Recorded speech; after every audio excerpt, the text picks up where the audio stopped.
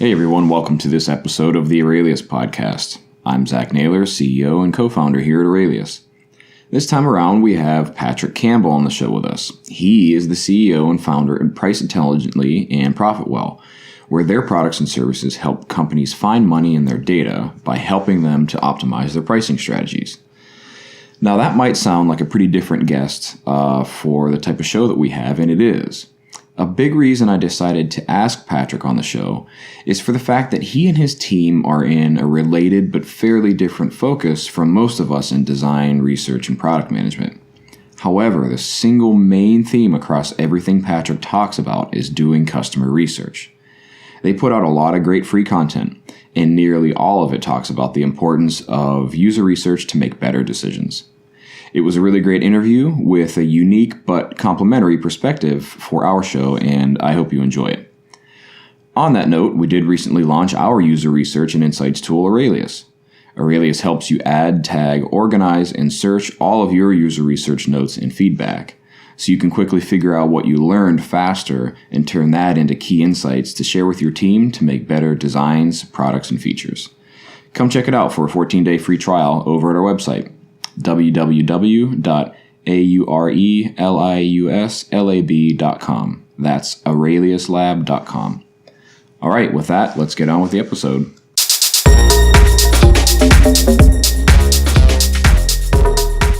Welcome to Aurelius Podcast, episode 18, with Patrick Campbell.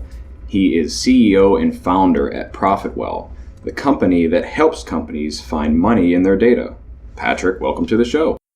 Yeah, awesome to be here, talk about some research, insights, all that kind of fun stuff. And that we will.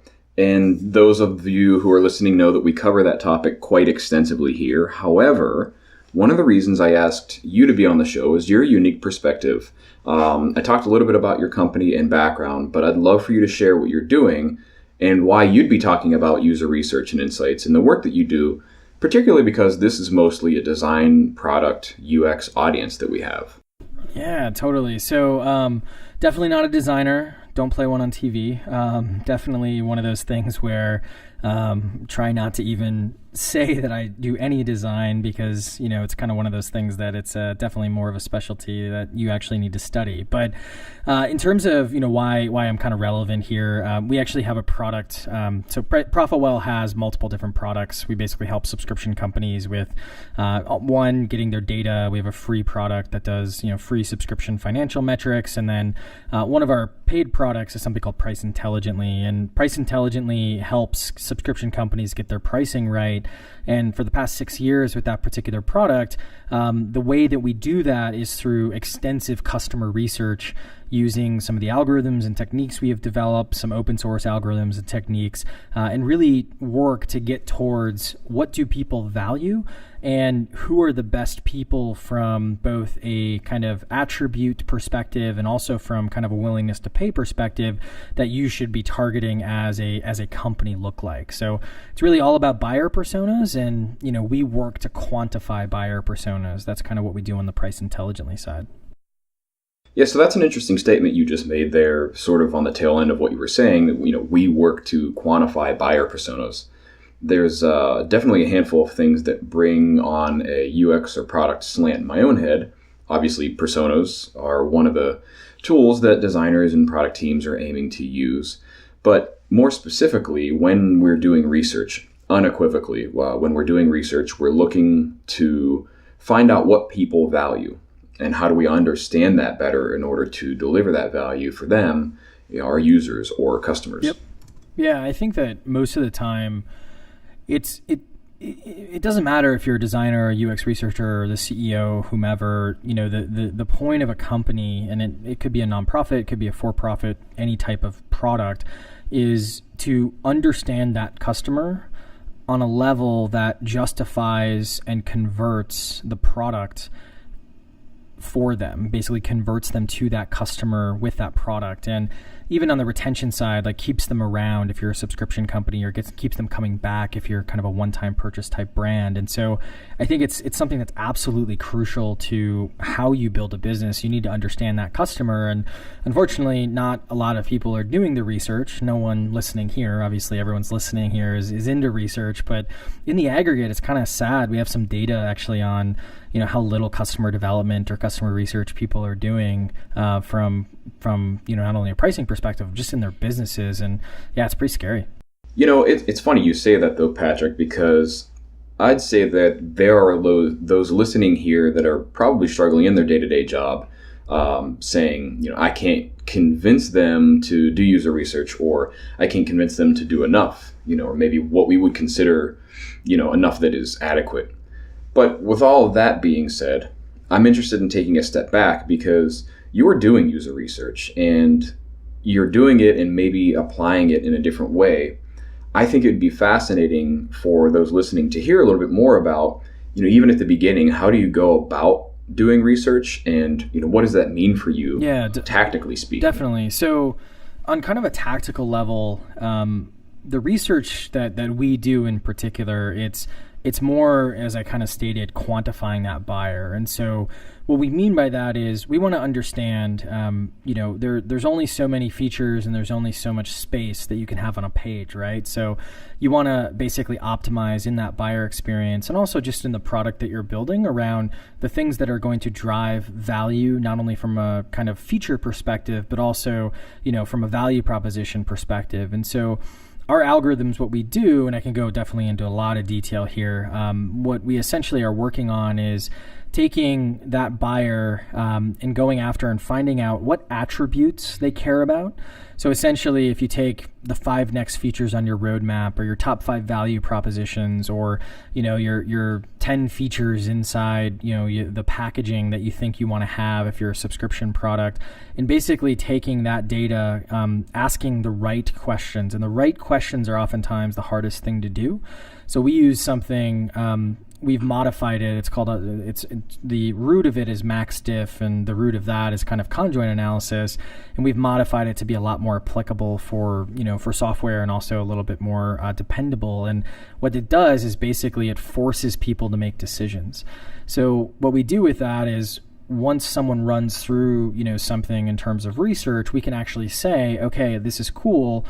We have let's say we're selling a sales product. We have sales teams that have 1 to 5 people. They really, really care about these 3 features.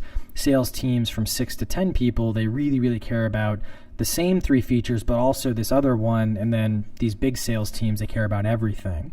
And then what we can do is we can cross-reference that with our other research technique, which it's a modified Van Westendorp, for anyone who wants to look that up, where we've kind of broken that value model. And what it does is, with some basic questions, you can essentially ask people about how much their willingness to pay looks. And what's beautiful about it is you not only start to figure out, okay, those 3 sales teams, here's the willingness to pay, but you also start to figure out, people who really, really care about these features, their willingness to pay is X, whereas people who care about these other features, their willingness to pay is X plus Y. And that's where you can start to figure out, hey, this, PM, this arrogant PM in the team really, really cares about this one feature that he saw one support ticket around that turned out to be a company that he likes. And so he wants to spend all his time building this bad feature. And basically with some data, you can say, that's actually not a good feature for our target customer. So that's kind of a good, overview of kind of what we do. I mean, there's a lot of other details in that, but it's one of those things where it's all about understanding those customers, and oftentimes understanding who is not your customer as well, in order to optimize your pricing in our case, but it also has some positive externalities for the rest of the company. Okay, so that was super cool. One of the things that I heard you say there was, oftentimes you're doing this research to actually make a case for who maybe isn't our customer, so that we can understand who we should not be trying to serve. Right? That's interesting. Yeah. Talk about that a little bit more, if you would. Yeah, I think so the problem is, and we can argue that this is a problem with how much funding flows into businesses, or I think it really is just a problem of laziness, to be honest with you, where we've gotten, 5-10 years ago when we were building product, and it didn't really matter if it was physical or if it was software. There was so much stuff we had to do in order to build a company. You maybe didn't have the servers in your closet because there was still SaaS, but you were able to at least, you had to do a lot of work just to build product. And today we've gotten the ability to build things very, very quickly. Problem is that all of a sudden, companies are oh, we can just build stuff quickly. So, we can build a bunch of stuff, even if some of that stuff isn't great. But all companies are able to do that. So there's this density. And I think what's happened is we basically think that, oh, well, we're selling a DevOps product. So I guess our, customers, any DevOps person in the world, right? Or we're selling this product manager product. It must be every product manager out there. It doesn't matter the company. Or even worse, hey, we're selling this company product. Any company can buy this. And the problem is that kind of worked earlier in the world, because there wasn't a lot out there. You think of project management software. There was some out there, but Basecamp was this really, really big company out there early on. Crazy Egg for marketing analytics. Interesting enough, to bootstrap companies, which is kind of cool. But I think that for us, what we found is that a lot of companies they're starting to realize oh, we're wasting so much time and money acquiring people who just aren't profitable and just don't have good retention for us. We need to start, saying no to certain types of companies or certain types of personas and just focusing on the ones that are going to bring us value. And that, it's a whole host of factors. It comes down to their willingness to pay, their retention, and then even the ease of use, basically acquiring those customers as well, because you might want to go after a particular customer and it turns out they're just terrible in order to actually get a hold of. Yeah.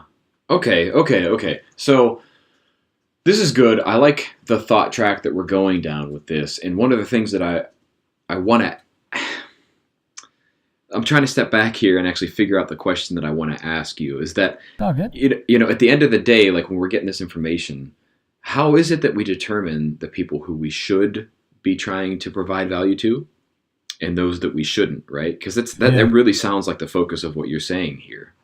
I think it comes down to using your qualitative instincts, because no matter what role you have in the company, you have, even if, as long as you've been there a couple of months, you start to have a feel for who you should be selling to. And if you're a UX researcher, if you're a designer, you're looking at support tickets, you're looking at what works, what doesn't. You also have your kind of instincts around what should just work in general, independent of that company. And so I think you want to start there. So if we're talking to Salesforce and we're helping Salesforce do their research, it's not like we're going to sit there and think, oh, maybe mom and pop shops in the middle of Wisconsin are a good target, right? We know it's going to be salespeople, and we have some data to support it's going to be sales managers or sales buyers between X and Y, right?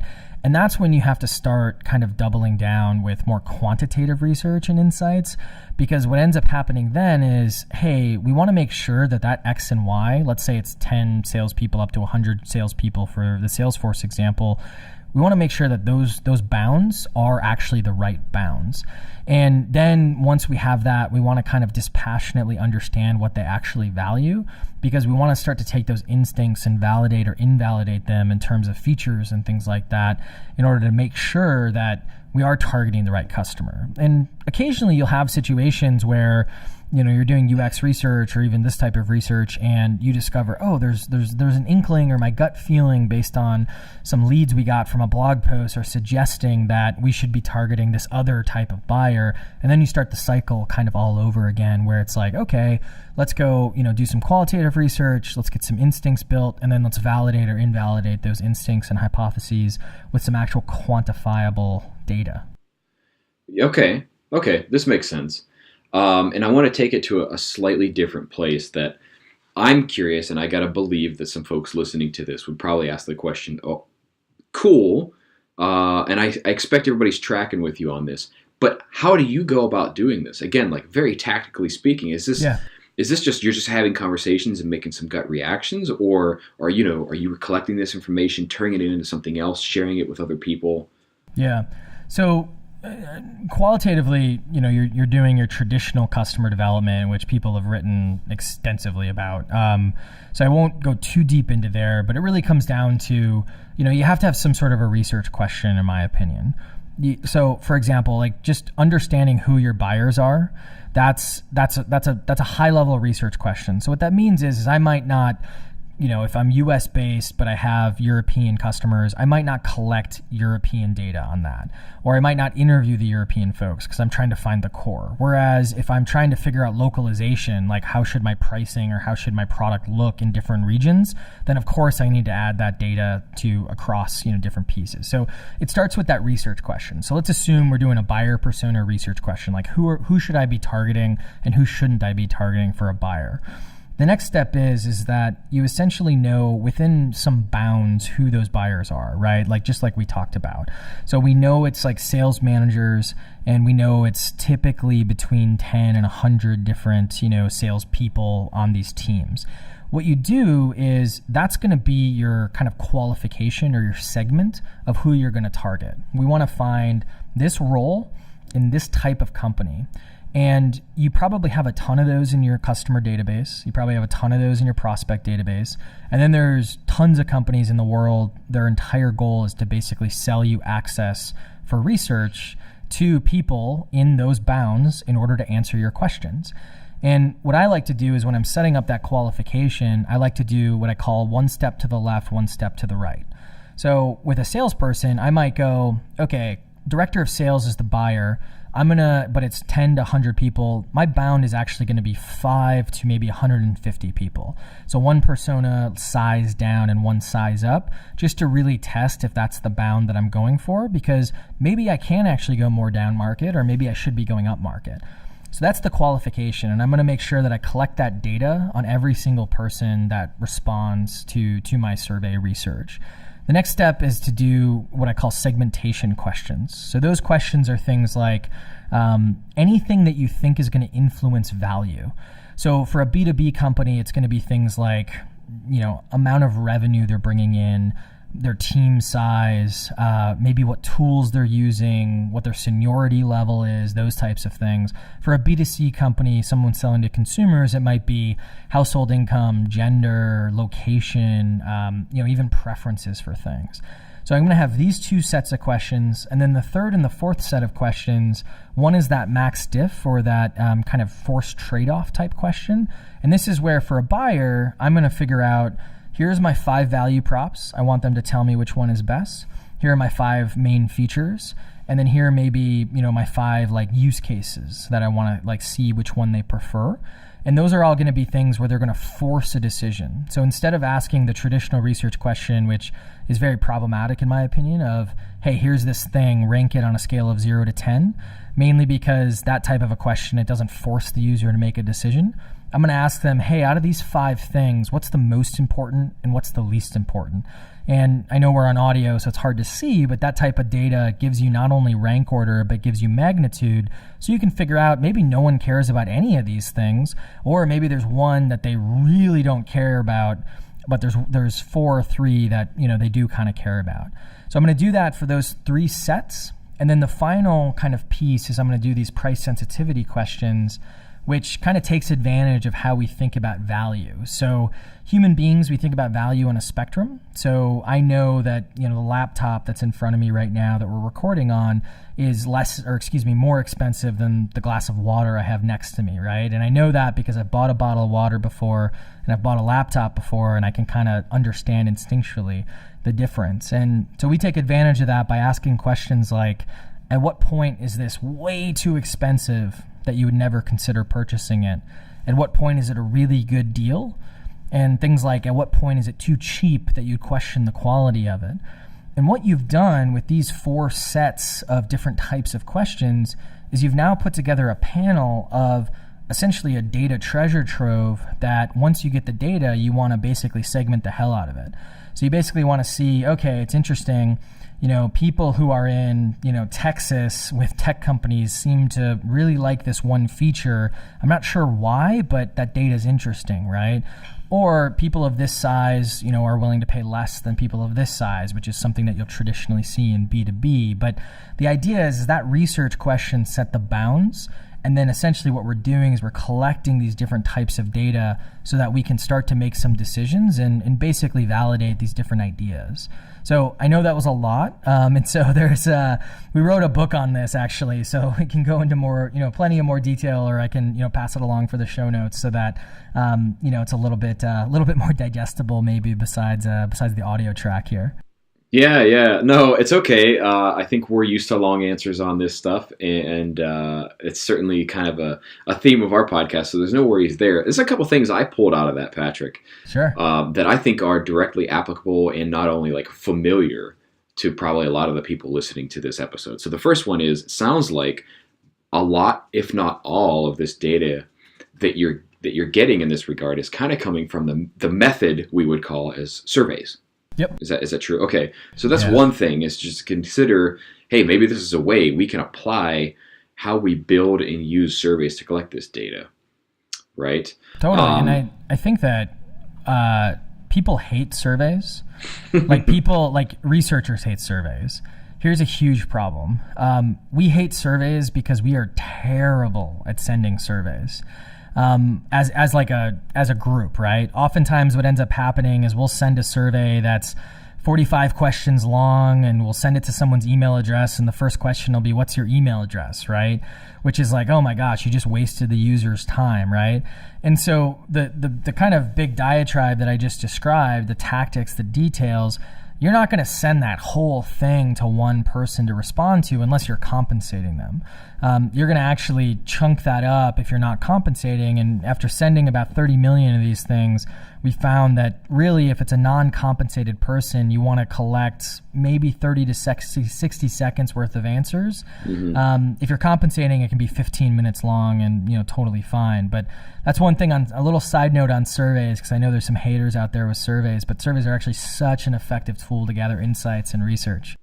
No, it's an interesting point. And before I get to the other thing I pulled out of what you were saying is, yes, surveys I think are misapplied. I think that's what we're really finding here, right? Like, is the problem. I will lend my design product side of the world and why haters of surveys. I think surveys are bullshit in a lot of cases, primarily because I think people use them as a crutch.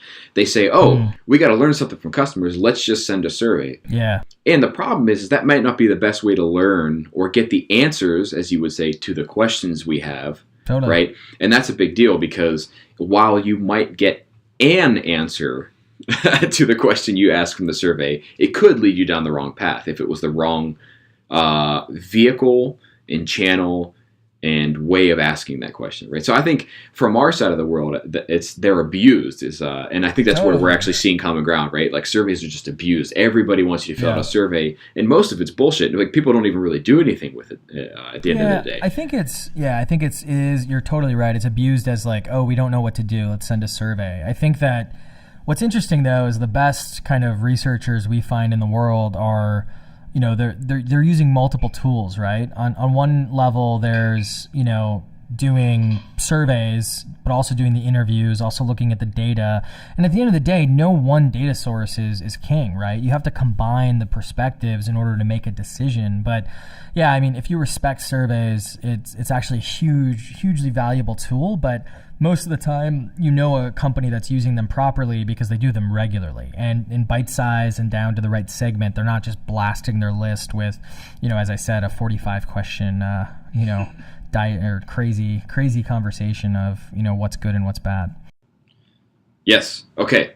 So I want to dig into something you said there too, but before I do, another point that I pulled out of your explanation of how you gather this data, I think that's very, very applicable to the work we do, let's say in design, research, product, is understanding somebody's sensitivity to value. Yeah. So you were discussing this, and it's like, you are working actively in the research you're doing to force somebody to make a decision on what is most valuable to them. Yep. I think that that's actually a bombshell point to make across both of our perspectives. Yeah. Right? And I want to tie that back to something else you said, because I have to believe that is probably pivotal in helping convince that PM who's stubborn on doing a thing, right, of what's valuable and what's not. And I'm just kind of curious if you've ever had that experience and if you could share any stories along that regard. So make sure I'm understanding you. So an experience where, taking the data to basically convince a PM that they're wrong, or more so on, helping out with like design and things like that. Yeah, so I don't. Or both. It's interesting that you put it that way, because I don't personally like to take the combative stance. I don't think that we should be aiming to prove anybody wrong. I think we should be aiming to find what's right. So maybe that's a philosophical and like... Maybe the Boston's coming out. I've converted from my old Wisconsin roots to combative Boston. Well, we talked about this before we got on the line, where I'm actually from Pittsburgh, so I don't... Maybe my East Coast is gone. No, I think... So, because here's the thing. I've given... as we also mentioned before we got into this, talk I gave recently was about like selling your ideas and how design is a business. You will not sell anybody anything that they're not already willing to buy. Right? And so, like, user research... You're shaking your head. I think so. You're a better salesman than I am. I'm thinking about it. I don't know. I think that, it's not that the majority of things totally, but it's one of those things where I'm thinking like, what about pet insurance? Mm-hmm. Like pet insurance is, this is something I'm kind of fascinated with, because I don't know if you had a dog or, an animal growing up, but it was one of those, and I have a 1.5-year-old dog now, and it was when I was growing up, pet insurance, I think it existed, but it wasn't a thing, right? Mm-hmm. And I think there's a lot of products like that where now someone's like, well, you got to get the pet insurance, you have to protect the dog, and you're like, I guess, sure, yeah, that sounds like what I have to do. And so, but I think the core sentiment of what you're saying is 100% right. I think it's just one of those things where, depending on like the quote unquote sales cycle, there might be a situation where the someone can very quickly think and feel they need to buy or want to buy something. Yeah, no. So this is actually a great example, and it's a great point specifically to I guess the punchline to the joke that I am getting at, right? Sure. Is to where, yes, you became a sucker for the pet insurance because you're, yeah, sure, of course I want to protect my pet. Because that's the thing. It's not that you wanted pet insurance. It's because the thing that's important to you is protecting the well-being of your dog, your 1.5-year-old dog, right? Yeah, totally. And so what they sold you on was not pet insurance. What they sold you on was confidence. Like what they sold you on was assurance. Maybe you didn't know you needed it in the form of pet insurance. But anyway, hoping to keep us on track, I guess the point I was making is like, the research data that we have, the point I've often made is that, and you said it even the beginning of this podcast, right? Yeah. Is that it's to support decisions or defend a certain argument that we have for recommendations we make, right? Yeah. In your case, maybe it's pricing, but in our case, it's like designs, feature recommendations, changes. I'm curious how you may or may not have done that in the past. Say with that stubborn PM, like, do you have a story to say, hey, this person thought, maybe they didn't need pet insurance as an example right now. All of a sudden, we showed them this information that convinced them that they should. Yeah, I think data is it's the key to building empathy in, because I believe that everyone inherently on some level wants to do a good job, and that might be a fool's kind of perspective. But I think that if you're in the right mind, and not, incredibly insecure or incredibly XYZ, you want to do a good job. And so it's not that PM, that PM is only using the data that he or she has when, they might very arrogantly believe that this is the one feature and are very combative about it. I don't know what PMs you've worked with in your day. I've worked with some very, let's just say very opinionated PMs in the world. But I think that what the data does, and I can, go through a couple of stories where essentially it's when you bring data to someone that says, hey, this thing that you thought is actually not the case. Obviously you don't go to them and go, hey, this is wrong. Like, you're wrong. How dare you? You're wrong. Because basically the arrogance that they might have had about that feature, it comes from some insecurity or something like that. And what ends up happening is that's just going to help them dig in deeper, right? Yeah, it'll amplify it, right? And so it's one of those things where what I have found when you're in these situations, because we're sometimes in situations where we're like, hey guys, you think this product's amazing? No one wants to buy it.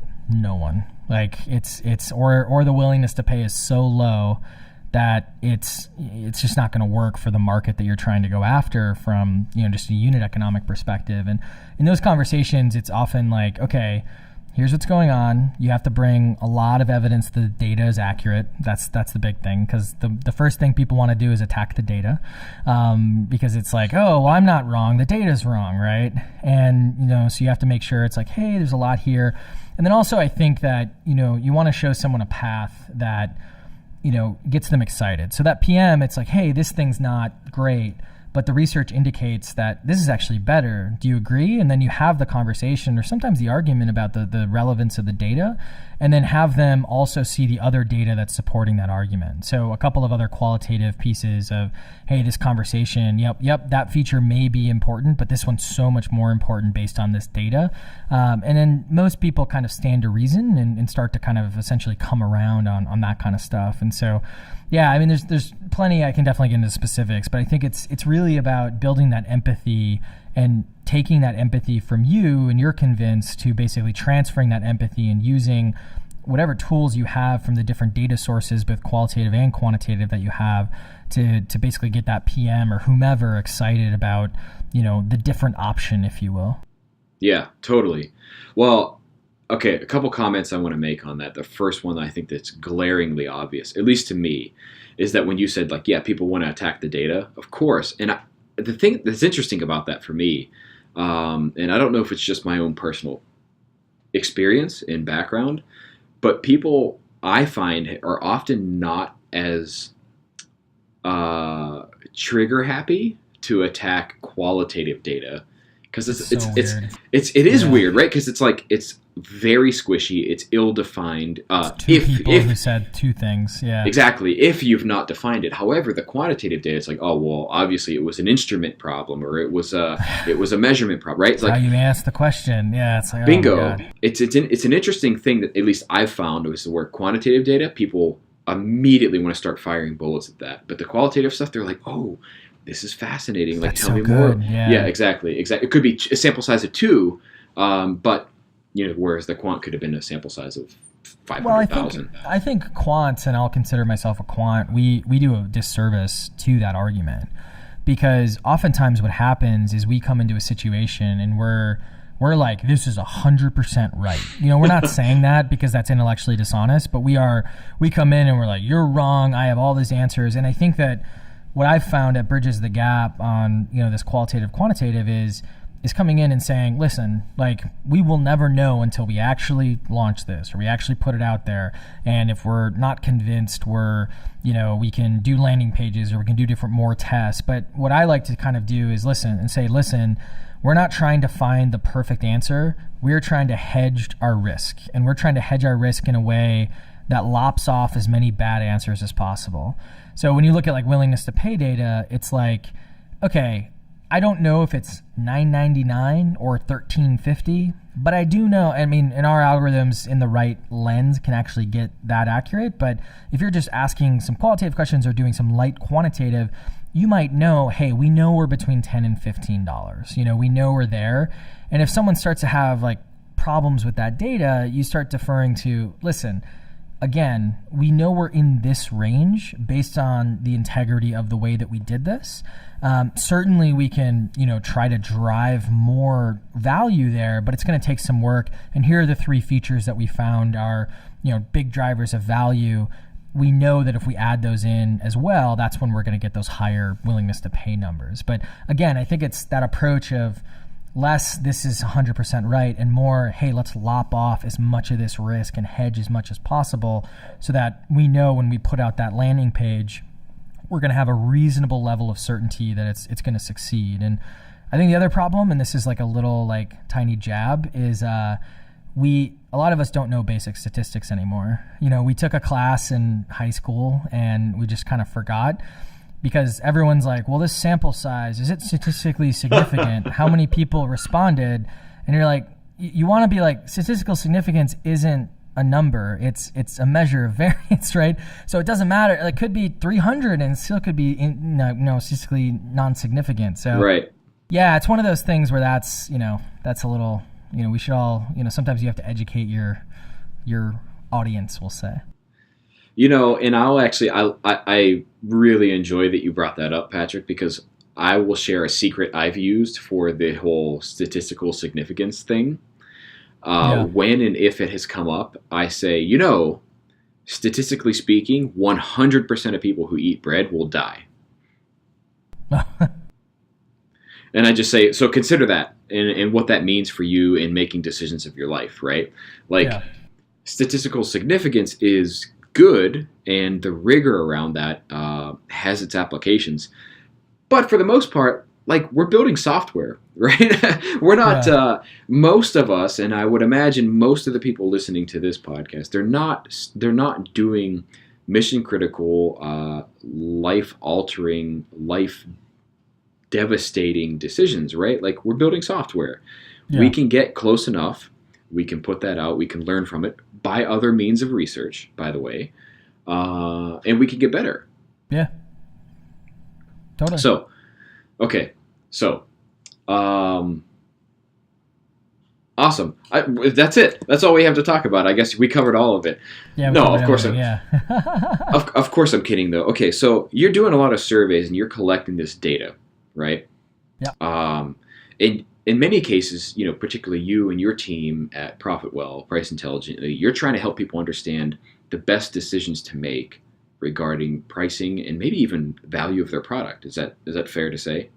Yeah, exactly. So pricing is it's a multidimensional piece. It's not just the number, it's packaging, it's positioning, it's localization, it's making sure your product roadmap is set up correctly for value, all these types of things. But at the core of it, we measure value, and that just allows us to essentially, to help on, a statistical level by collecting this type of data. That's awesome. So by the way, I actually love the way you said that. At the core of it, we measure value. That's super cool. Okay. So I want to ask, again, tactically speaking, what form does that take, right? So you do this research, you're collecting this information by surveys or otherwise. At the end of the day, you got to talk to somebody, you got to help them understand what it is you did, what it meant, and what they should do about it. How do you go about that? So once we have all the data and all that kind of fun stuff? Yeah. Yeah, so frankly, and it's hard on a podcast to show this, but it really comes down to really good visualization. So and this is, something for researchers when you're presenting your findings. A lot of us, if we're addicted to the research, we get really excited about, hey, here's 80 pages of graphs or 80 pages of content, or, here's every single interview we did. And we used to do that back in the day. We were like, our utility is in how much data we can get in so little time cheaply. That was our thing. And it's not like we put it on the website, but it was definitely kind of our that's where our value is. And we started realizing we forgot the one premise of why, we switched our model to being a little bit more tech-enabled service, which was people don't naturally understand.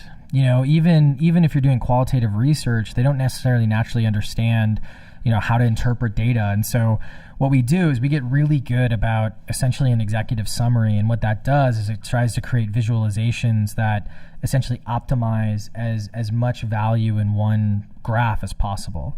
And what that means is we have some visualization, these 2x2s that, I'm rolling my eyes because it's classic MBA 2x2, even though I don't have an MBA. But I love even more that you use it and have a disdain for it, lacking the MBA. That's my favorite part of this. It's just the best way to present it. And as soon as we developed it, I was just like, oh shit! It was kind of like one of those things where, okay, well, a lot of our customers do have MBAs, so they'll appreciate it. But yeah, you're part of the club now, though. Yeah, I suppose. Yeah, but it's it's just basically a value matrix, and then what we try to do is, depending on, we do things in research sprints, so it's not as if we can create an entire pricing page in one research sprint because there's just too many things going on. But eventually, what we do is we just try to show, hey, here's what your pricing page should be, or hey, this is the answer to that question. Because remember what we talked about in the beginning, which was we're trying to answer a question, and too many of us, I think, as researchers, we get so far away from the research question that the people you're presenting to, or the people you're trying to convince, or the people that you're trying to rally, they can't rally with you because you have all this cursive knowledge in your head from, all the things you collected. And, answering the research question is a really good, straightforward way to keep everyone on the same page. So that is a super important point, in my opinion, because, we've talked about this, talks that I've given, other guests that we've had on our podcast, all of it has been really centrally focused around this idea of creating shared goals. Yeah. And typically we talk about these goals in the form of the goal of the product or the user experience, right? Which is to say, what is it that we're trying to do? And then we often talk about it and say, what are the success indicators that will show us we've done that thing well? So maybe we say something like, we want to see more people sign up for our free trial. Yeah. Okay, that's kind of a squishy goal. That's a decent goal statement, but we don't know. There's a whole lot of things we can do to impact that thing. So the success indicators then tell us what's the behavior that we'll see, hear, feel, that indicate to us we're meeting that goal well. Because once we've got that, then we can actually get solid metrics, which those quant-driven people... That's the irony of a lot of this research as well, though. So we do this as well. So it's, decision A would net this, decision B would net this. But the irony is so many researchers don't do exactly what you're saying, which is ironically tie it back to the data.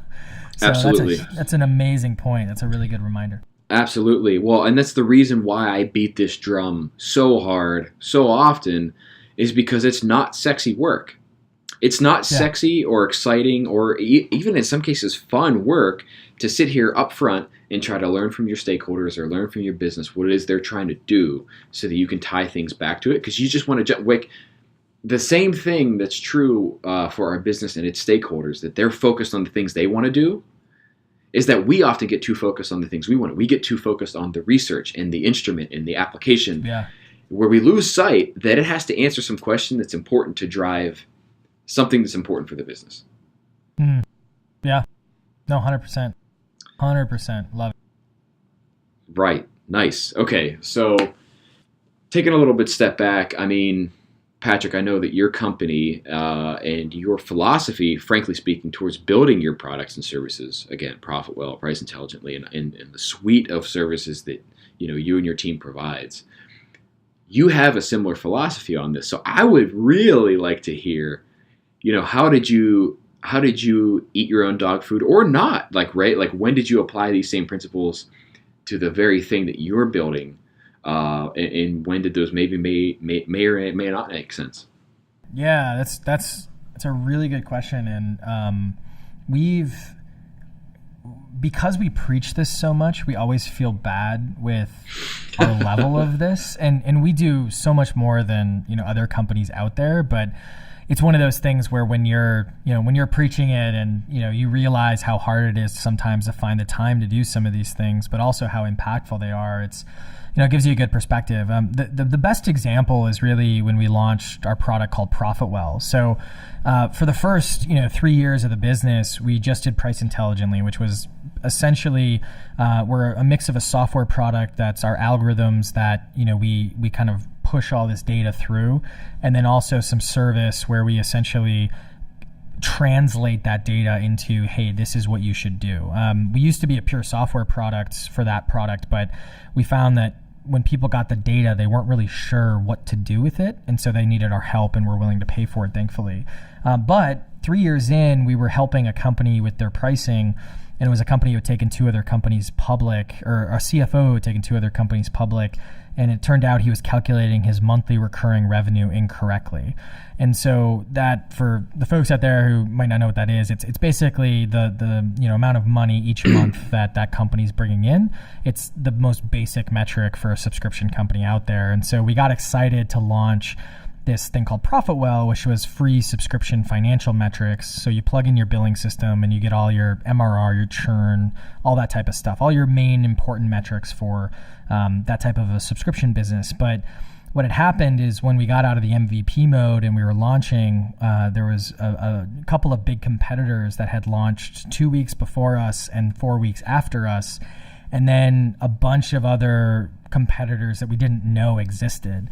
And so what we ended up doing is, again, so that was all qualitative research. We basically, we had that conversation. We went off and we talked to 20 people. We started building. We got 10 people hooked on the product. We asked them a bunch of questions. And then all of a sudden, with this kind of competitive landscape, we were just, oh no, this is terrible. And so we went back to do what we do best, which is do this value research. And we weren't originally giving it away for free. We weren't charging it, but we were thinking maybe we could charge. And what ended up happening is we went out and basically did our research. We collected willingness to pay data.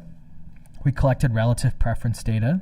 And what we discovered was that the willingness to pay for an analytics product is terrible. It's just awful. It's because we as humans and practitioners, we don't really appreciate business intelligence that much. And it's not because we don't appreciate the content. It's just we don't log in all the time. It's not in our workflow. We're not using it every day. And that essentially results in us just being unappreciative. And so we found out that the willingness to pay was really low. And we found out some other things that, I talk about, in some other posts out there. But essentially we decided, we're like, okay, now we need to make a decision. And the question was, just to kind of continue the theme, was basically, should we continue building this? Meaning, or the more defined question was, is there value in building this product? We discovered that there is not value in selling it, but through some other research we did, which is more like traditional just market research around the size of the market, we decided that it made sense to do a freemium offering, and that kind of came out in some of the research as well. So yeah, that's kind of a point where we saw the problem and kind of went in, and yeah, we do eat our own dog food, but that's the biggest kind of example of, if we figured out later on in hindsight that one of our competitors, they publicly put all their metrics out there, and it turns out that our calculations were actually completely right, and he was struggling and continues to struggle a bit, but we ended up basically saving what we think was 18 months. Because they tried a free plan later. One of our other competitors, they now have a free plan. And so it was one of those things where we were like, okay, we knew this was the future. So we hedged it, and it worked out really well, and it's continuing to work out. We probably don't have the most definitive answer of if it worked out, meaning if we're completely successful, but so far it's definitely breeded us the best result. Wow, I mean, that's really something. And I guess honestly, the biggest question I have for my sheer curiosity as a researcher are like, what are those big insights or takeaways that caused what I heard as maybe 2 or 3 really pivotal decisions that you made as a company, as a product? Yeah. So what are the specific insights? Yeah. And I mean, how did you arrive at that, right? Like, cause I can't imagine it was just a snap of fingers where all of a sudden we got it. I mean, that's what's kind of cool. It kind of was. Really? Yeah. Not in a we just woke up one day and just discovered it. Yeah, but of course. More in a way of, we ended up. It took us 12 hours total. It wasn't all in one sitting, but we designed the survey. And keep in mind, we do this for a living, and so we knew how to put these together. But it was, I think, in total, probably a 25 question survey, but we only sent out, we only sent the 25 question version to people we were compensating. And then the rest of the folks, we sent like 3 to 4 questions each, the people we weren't compensating. we got the data back, we started doing the calculations, and we found out, just to give you an example, basically the willingness to pay for our smallest customer was around $50 a month, which is not terrible, but it's low. And then we discovered that our high-end customer was willing to pay about $250, and we weren't going to enterprise, so it was kind of like a growing company, but not someone who was huge. And we had just had some cursive knowledge, and maybe we did have more insight than we actually realized, that when you have only a 5x increase from the value from a low-end customer to a high-end customer, it's really bad for what's called expansion revenue in kind of the subscription world. And so basically, if someone with $50 a month canceled, we needed someone to offset that by upgrading from 50 to somewhere else. And when there's only a 5x lift, there's not a lot of opportunity for upgrade. So that was pretty pivotal, because it was basically, again, defining that scope and defining the answer that we needed. I think the other thing that we found out was that, and this was later on because we were doing our research continuously, we were worried later on that, free worked really well, because, one of the insights that we had found was there's only about 40 to 50,000 subscription companies in the world. Mm-hmm. So a lot of people think it's, because we're in it again, it's like, oh, there's so many. And it's like, it's not a lot, right? And so that also helped us with free, because we're like, we're not going to make a big company selling a $50 a month product to only 40,000 people. And so what ended up happening is we went out and we were collecting some data, or what we were worried about was free was eroding our brand, meaning the only reason that people were using the product was because it was free. So we did another 3-question survey, and we asked some forced trade-off questions on, what's the most valuable aspect of Profitwell, and one of the options was that it was free, one of the options that it was accurate. And the number one thing, even when we collected original data and also in this data set, was accuracy. The accuracy was the thing, and that basically defines our top priority when it comes to, we basically drop everything if something's inaccurate and fix it, because we know that if we're inaccurate, people don't care and people leave us, essentially.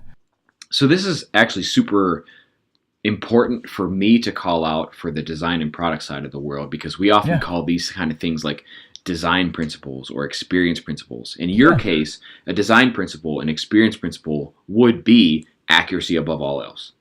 If our product and our experience does not provide accuracy in the data we're giving you as a company, price intelligently, profit well, then we fail. Everything else comes second to that. Yeah, absolutely. I think for us, there's probably employee safety and things like that. But, sure. But from a product perspective, it's number one. And then, as we get into our other kind of product principles, number 2 is, we do it for you. So that's a big thing where we found, and this is something else we found through research, more qualitative than quantitative, was that, most BI tools, it's kind of like an empty vessel where you go in and they're like, hey, customize this. There's a bunch of WYSIWYG editors and all this other stuff. And our big thing is turnkey. So that's another big design product principle. And, a couple of others are particularly around, making sure insights are very laden, because, we at least have a known type of business, subscriptions. And so what that means is we're able to, really create the right graph. This is the way you should look at this, and making it most intuitive and, stuff like that. Yeah. Okay. Well, there's an obvious number of parallels in how you're doing research to inform certain decisions that I think we can take lessons away from. Again, one of the things I think that everybody has shared common ground on are creating these goals. You called them research questions, and research questions come from the shared goals in my side of the world, at least the way I've talked about it, and I've discussed with other guests on our podcast, right? So that's one thing. The second one is then bringing that to a place where it helps you facilitate a conversation. Maybe not win an argument, because you'll never win an argument with data, as our literally just recently passed guest Erica Hall has mentioned. You don't win arguments with data. You don't win arguments with those answers. You help understand what's important to somebody else, and you just try to inform what it is about what you learned that helps them do the thing that is important to them. Yeah, totally. Yeah, I think it's one of those things where that alignment is so important in that respect. Yeah.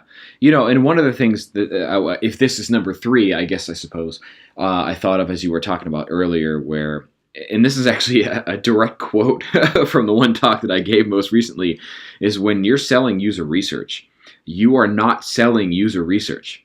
You're selling confidence. 100%. That's awesome. I'm going to steal that. I'll attribute it to you, but that's awesome.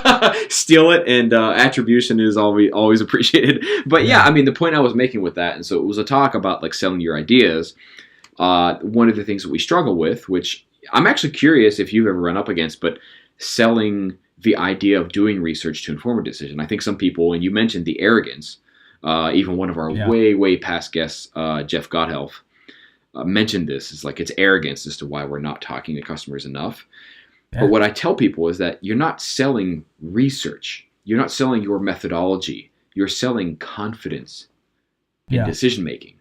Sounds like, what's funny is I 100% agree, and I'm going to use it, but it sounds like a car commercial. It sounds a little bit like a BMW commercial or like a Audi. Midwest accent knocks me down there. But yeah, it does. It's like, this isn't a driving machine. It is a party machine. Or like, I'm totally on board with it. I'm going to steal it and I'm going to use it. I'm going to literally walk out the door and tell the pricing team, like, hey guys, this is how we should think about this. It's probably going to be great. But I just was thinking about that because that's totally right. I mean, it's right for the Mercedes-Benz commercial, and it's also right for research.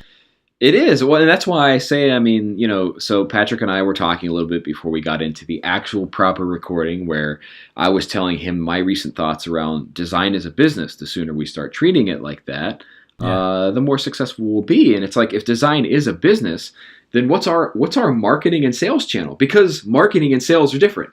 So how are we getting people interested in wanting to buy the service, the application of design? Well, it's by helping them understand how it meets the things that are important to them.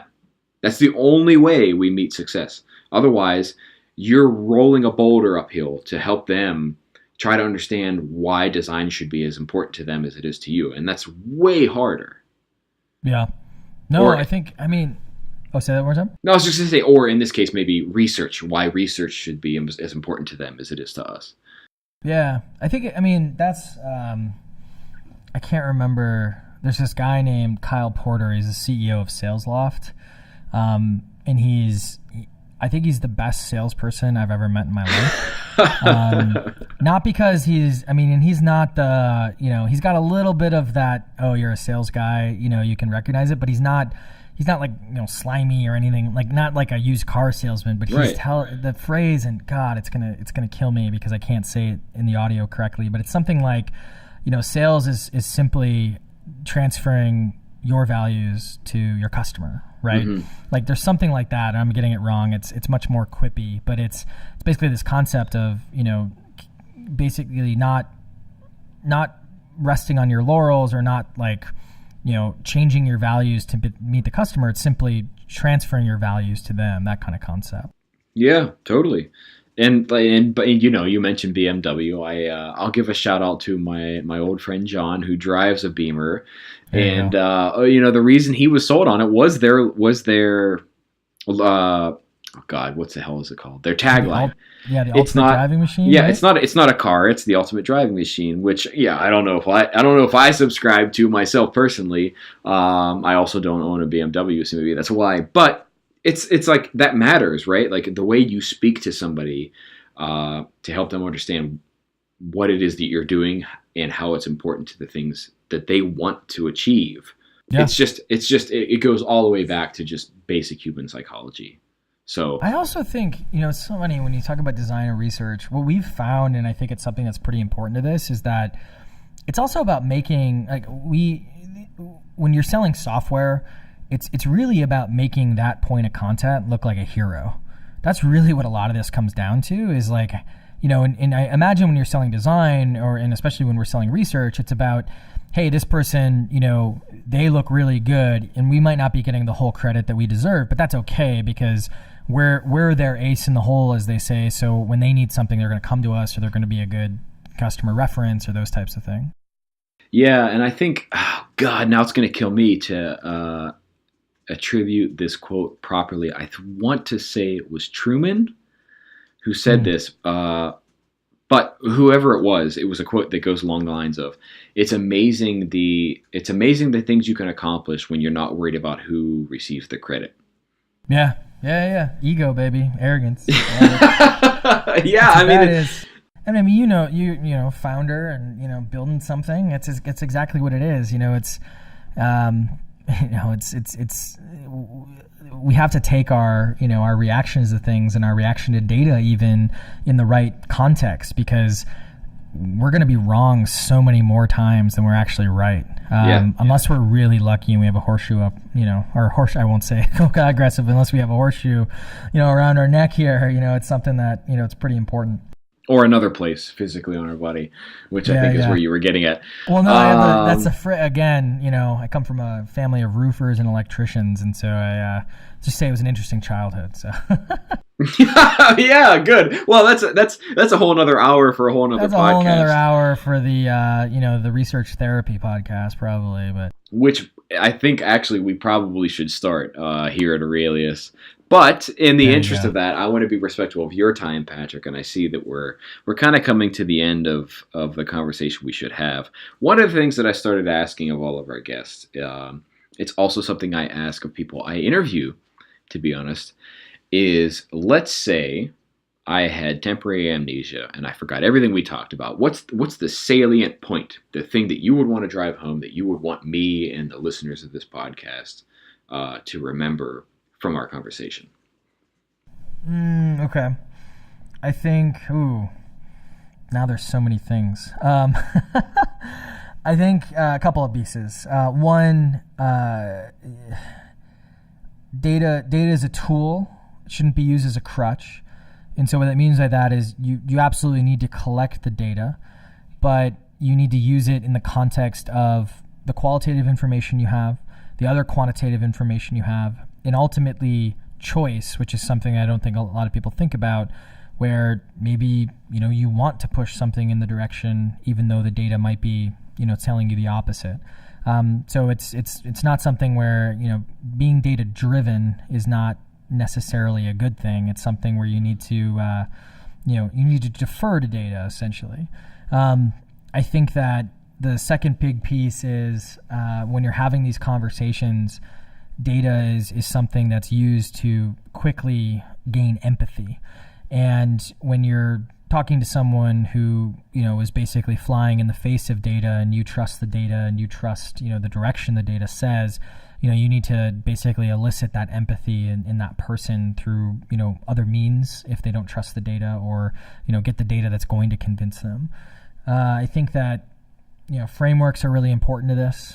Frameworks are huge, and it's more important to pick your framework and use it than to try to find the right framework, I would argue.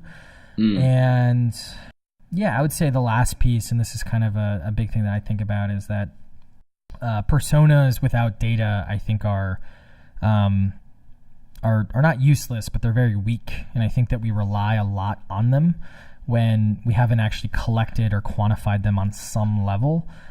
Because think about it this way, most personas are made by a bunch of people in the room who have context, but they're just putting all their opinion and their ego on a page, and then you're saying, hey company, follow this whole thing. And in reality, it's probably not the best idea, and so I would defer to some data there. So I think those are the big things. But now I'm going to think of 6 other things, but I'll leave it at that. It's a wonderful point on the personas. Thank you for taking the challenge and answering that question, first of all, Patrick. Absolutely. If I can add anything to it, if I may, it's a wonderful point on the personas thing. And I will hearken it back to a former guest on our podcast, Andy Budd, where he talks about this idea of research theater, where we've done the research, so that means we should have the answers. We've done the research, so that means we should be able to create these personas. And we like to, it's displaced confidence. Again, I go back to this thing where you're not selling research, you're selling confidence. Can you give somebody confidence in the decisions they have to make about, maybe in your case, pricing, maybe in my case, design, service delivery, features, product? If you cannot answer those questions, It's research theater. It's cargo culture, as Andy Budd would have put it. I like that. Yes. Awesome. Okay. Yeah. Okay. We are at the end of our time. Patrick, I want to just say very much thank you. We really appreciate you taking the time to have a chat with us. I think this is fascinating, and I think there's a lot of parallel lessons and applications we can take on how you're doing your research to how folks in the design and product community can be doing their research. Is there anything you would like to share with the community that we have not talked about so far? Yeah, absolutely. I think I kind of already mentioned it, but if you want to go deep on some of the research methods that I talked about, we wrote a book. Just go to our homepage and basically find the pricing book there, which should be pretty simple. And it just goes deep, and it's free, and it just goes really, really deep into our research methodology for pricing. A lot of folks listening might not be that person, but if you're an advocate of research, there's going to come a time when your company is like, hey, we need to fix our pricing, and more often than not, it's not going to be the most data-driven process, and so you can kind of support them with, hey, you should check this out in particular because it'll give you the framework for at least approaching your pricing in some way. And if you have any other questions, obviously you can reach out to me at pc@profitwell.com. Awesome. So we're going to have a link to that. And that will be priceintelligently.com. They can go and they can download that book that you guys wrote on this methodology. I personally believe it's an opportunity for us as design researchers to be able to inform the process of changing our pricing, whereas maybe we wouldn't have otherwise had that opportunity. Yeah, totally. So we're going to have a link to that. You go head over there, check out Patrick and his team's book. Patrick Campbell, thank you so much for joining us on this podcast, and it was a great conversation. Absolutely. Appreciate you having me. All right, everybody, we will see you next time. If you enjoyed this episode, consider leaving us a rating on iTunes or wherever it is that you listen to our podcast. And also, you can fill out our podcast survey, where you can let us know if someone awesome that we should have on the show, and even tell us about the things you would want to hear about, topics that are interesting for you. You can check that out in the show notes or on our website.